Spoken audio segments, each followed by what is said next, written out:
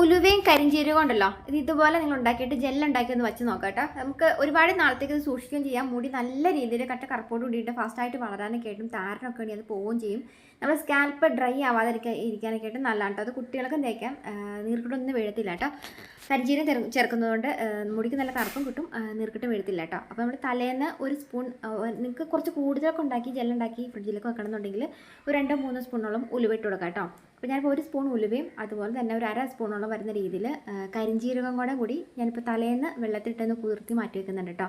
അപ്പോൾ നമ്മൾ ഇന്ന് തന്നെ എടുക്കരുത്, പിറ്റേന്ന് കുതിർന്ന് കഴിഞ്ഞപ്പം നമുക്ക് ഇതുപോലെ നല്ലൊരു ഈ ഒരു രീതിയിൽ നിങ്ങൾക്ക് കിട്ടും കേട്ടോ. ശരിക്കും കുതിർന്ന് ഉലുവയുടെ സത്തും കരിഞ്ചീരകത്തിൻ്റെ സത്തും എല്ലാം കൂടെ വെള്ളത്തിലേക്ക് ഇറങ്ങി കഴിയുമ്പം നല്ല രീതിയിൽ ആ വെള്ളത്തിൽ നല്ല രീതിയിൽ സത്തൊക്കെ ഇറങ്ങിയിട്ടുണ്ടാവും. ഇനി നമുക്കിത് മിക്സിയുടെ ജാറിലേക്ക് ഇടുന്നത് അടിച്ചു കൊടുക്കാം കേട്ടോ. അതായത് കണ്ടില്ലേ, ഇതുപോലെ ഇരിക്കുവേ. ഇത് എത്ര മാറത്ത മുടി കൊഴിച്ചിലും പെട്ടെന്ന് മാറാനായിട്ട് നല്ലതാണ്. അതും അല്ലാണ്ട് നമ്മളിതിങ്ങനെ ഉണ്ടാക്കുന്നത് കൊണ്ട് നല്ല തിളങ്ങുന്ന നല്ല സിൽക്കി ഹെയർ ആയിട്ട് മുടി കിടക്കുകയും ചെയ്യും കേട്ടോ. നമുക്കിത് ഫേസിൽ തേക്കാം കേട്ടോ. അപ്പോൾ അതായത് ഇതുപോലെ നിങ്ങൾ ഒരു കുറച്ച് കറ്റാർവാഴ ഉണ്ടെങ്കിൽ, കറ്റാർവാഴയൊക്കെ എല്ലായിടത്തും കിട്ടണമെന്നില്ല. അപ്പോൾ കറ്റാർവാഴ ഉള്ളവർക്ക് ഇതിനകത്തേക്ക് ചെറിയൊരു തണ്ടിനകത്ത് നിന്ന് ചെറിയൊരു കഷ്ണം നമുക്കൊന്ന് കട്ട് ചെയ്തിട്ടിട്ട് ഒരു 1/2 ഗ്ലാസ്സോളം വെള്ളം വരുന്ന രീതിയിൽ ഇതുപോലെ എടുത്ത് ഒഴിച്ചിട്ട് നമുക്ക് നന്നായിട്ട് മിക്സിയുടെ ജാറിൽ നന്നായിട്ട് അരച്ചെടുക്കണം കേട്ടോ. അരച്ചെടുത്തിട്ട് നമുക്ക് വേണമെങ്കിൽ ഇത് അരിപ്പയിൽ അരിച്ചിട്ട് നമ്മളിതൊന്ന് തുണിയിൽ അരിച്ചെടുക്കുകയാണെങ്കിൽ ഇതിനകത്ത് നല്ലൊരു പൾപ്പ് പോലെ നമുക്ക് കിട്ടും കേട്ടോ. നല്ലൊരു നമ്മൾ അലോവേര ജെല്ലൊക്കെ നമ്മൾ കടയിൽ നിന്ന് വാങ്ങത്തില്ലേ, അതുപോലെ തന്നെ ഒരു ജെല്ലി പരുവത്തിൽ നമുക്കത് കിട്ടും. ഇതുപോലെ നിങ്ങൾ ആദ്യമേ തന്നെ ഒന്ന് അരിച്ചെടുക്കണം കേട്ടോ. അരിച്ചെടുത്തതിന് ശേഷം ഈ ഉലുവയുടെ ജീരകത്തിൻ്റെ ഒരു ഇതുണ്ടല്ലോ, ഇത് നമുക്ക് തുണിയിലേക്ക് ഇട്ടിട്ടൊന്ന് പിഴിഞ്ഞെടുക്കാം കേട്ടോ. അപ്പോൾ നിങ്ങൾ തുണിയിൽ ഈ ഒരു പൾപ്പ് നമ്മൾ പിഴിഞ്ഞെടുക്കുമ്പം നല്ല ഷിഫോണിൻ്റെ തുണിയിൽ പിഴിഞ്ഞെടുക്കുകയാണെങ്കിൽ നല്ല രീതിയിൽ നല്ല നൈസായിട്ട് ഉണ്ടാക്കുന്നത് ഇതുപോലെ ജെല്ല് ചാടും കേട്ടോ.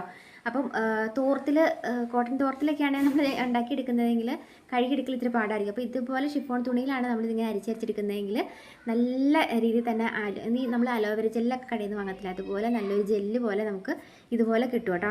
അപ്പോൾ ഇത് നമ്മളിങ്ങനെ ഫുള്ളായിട്ടൊന്ന് നനച്ച് ആ ഒരു തുണി നമ്മളിങ്ങനെ നനച്ച് കൊടുത്തിട്ട് ഈ ജെല്ല് ഇങ്ങനെ പിഴിഞ്ഞെടുക്കുമ്പം ഒരുപാട് ജെല്ലായിട്ട് കിട്ടും കേട്ടോ.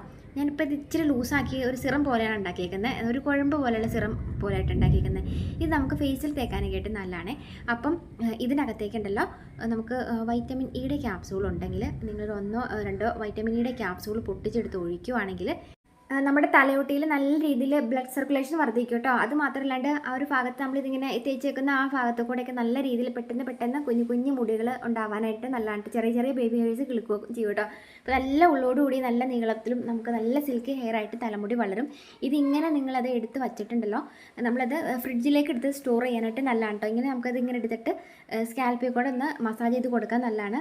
നമ്മളിത് എടുക്കുമ്പോൾ കൈക്ക് നല്ല വഴുവഴുപ്പുണ്ട്, നല്ലൊരു